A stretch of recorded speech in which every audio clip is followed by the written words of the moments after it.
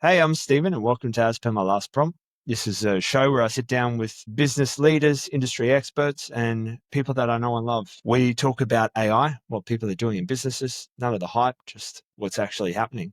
Today, I'm joined by Kathryn Steinhardt. Kathryn is the director and brand guardian at SteinArt, a Brisbane-based brand and graphic design studio she's been running for close to 2 decades. She works with service-based businesses, coaches, consultants, professional services, helping them build brands that actually mean something and hold together over time. She's also director at Sage Room, a cooperative of independent small businesses in Manly that collaborate and grow each other. Someone who takes branding seriously as a long-term business asset, not just a logo refresh. She's got some sharp views on where AI fits and doesn't fit in that picture. Kathryn, welcome to the show. Thank you for having me. No, pleasure. Always good to have people in different industries that I can talk to. And I really appreciate you joining me today. So I'll start at the beginning. I'd love to hear the backstory. I'd love to hear, how did you get to where you are, 20-year career in building, and what were the key moments or experiences that kicked us off?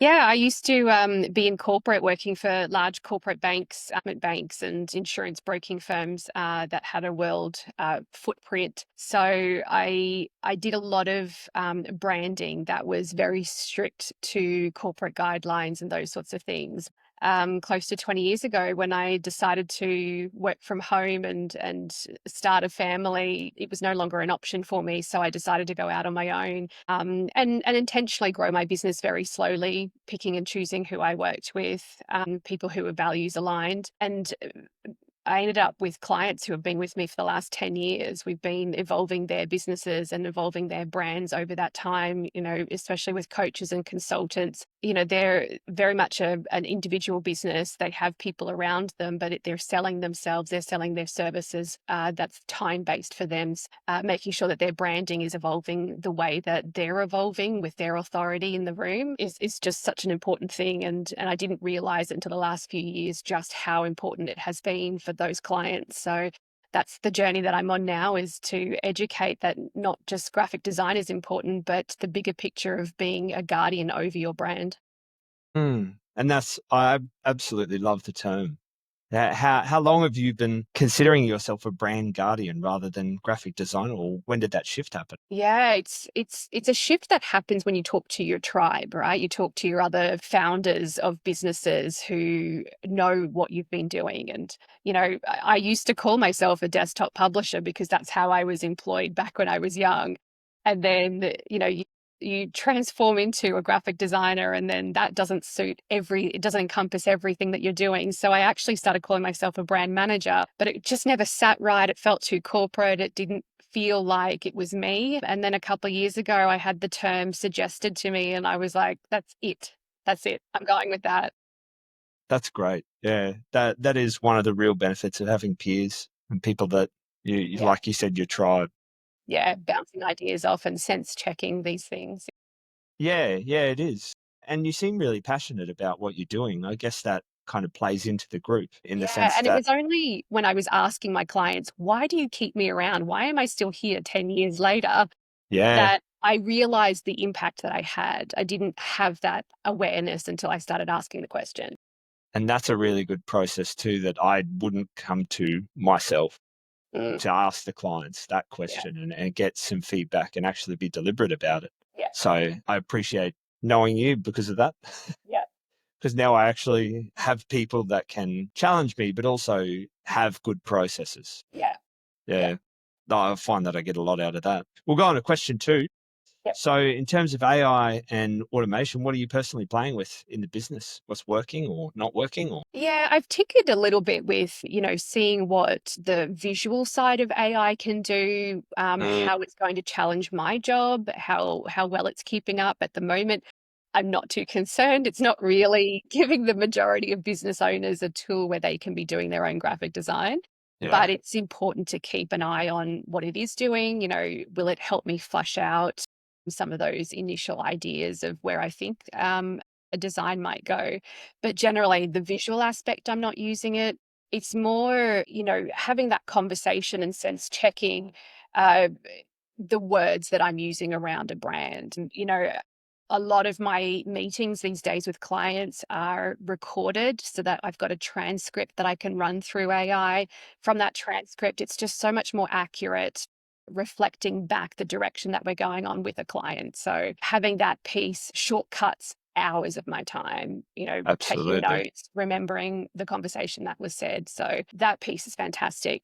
And then, when I've got difficult conversations to have through email or, chasing invoices or those sorts of things, I'm a very direct person who would very happily leave out all the niceties in an email, but, it's not very well received. So if I can type my feelings and what I need to get out of a conversation into a platform like Chat or Copilot or whatever, they can soften it, put Mm. the niceties in for me, and that is a time saver as well.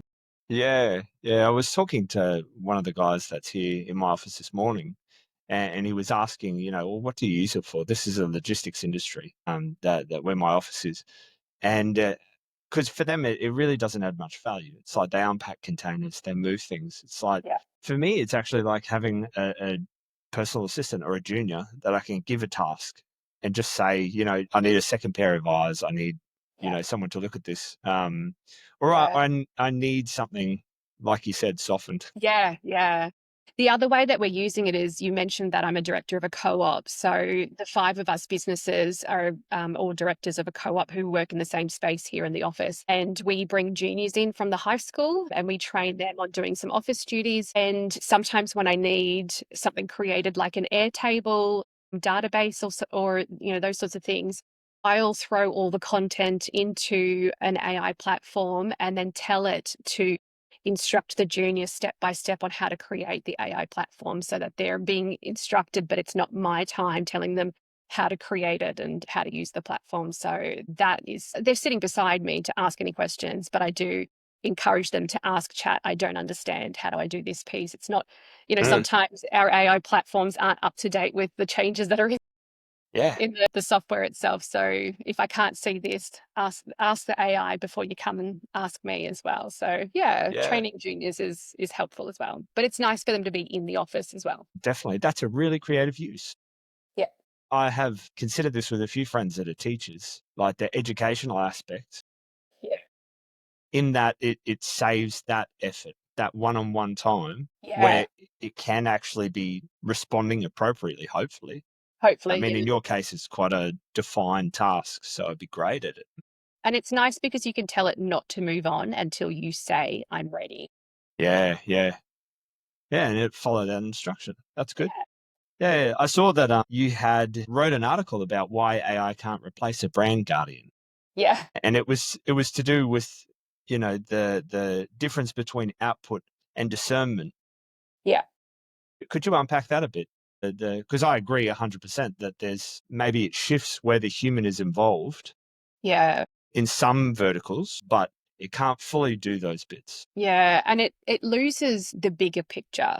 So it can grasp a lot of content that you've put out on the internet. So the words that you're using, it will pick these pieces up from a really wide net. Mm, But then when you ask it for one task, it's not comparing back to that net to go, okay, are we saying the same thing? Are we using the same tone of voice? Are we using, the same colors? It's not going to tell you that you've used a different shade of that blue. It's not going to have that bigger picture um, understanding. yeah, definitely. No, it is. It is something that I guess until it becomes more widespread, I mean, it's already widespread, but once the implementation within businesses actually starts to happen, because there's a lot of people like you're probably a heavier user than most that I talk to, where some Mm, people know about it, and they are interested in it. They don't know what it can do.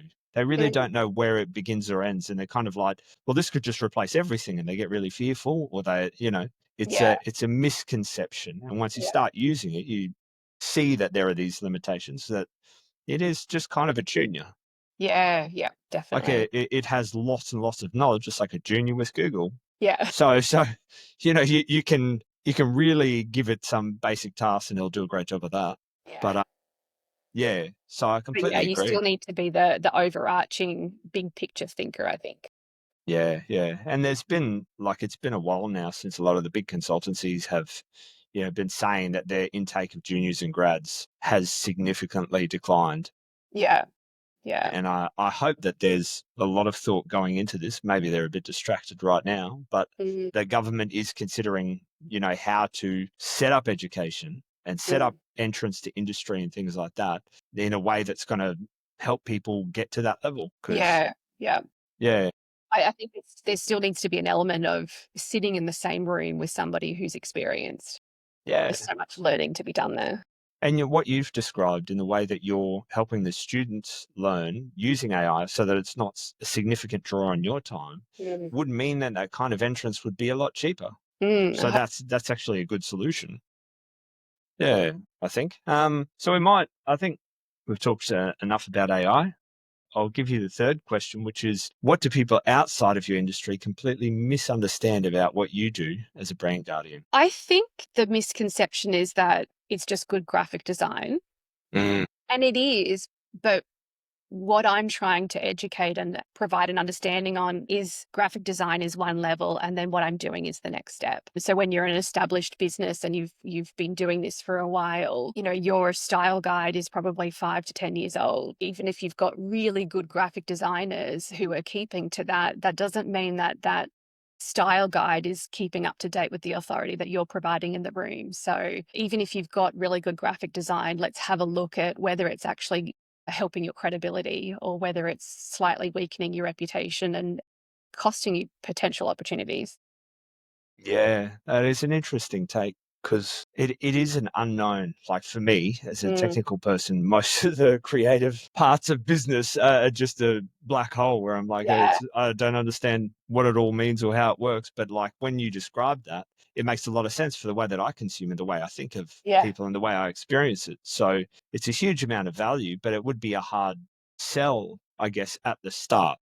Yeah, and it's why I don't work with startups or, Mm, people who are operating at a low level. I'm just not valuable to them. It's where I pitch to people who are very established. They're looking at tendering for government or they're looking at working with large corporates. It's that next level that they're trying to get to. So let's look at where are they going to get their information from? How are they going to hear about you? That's not you talking about yourself. mm. And is that information boosting you? Yeah. Yeah.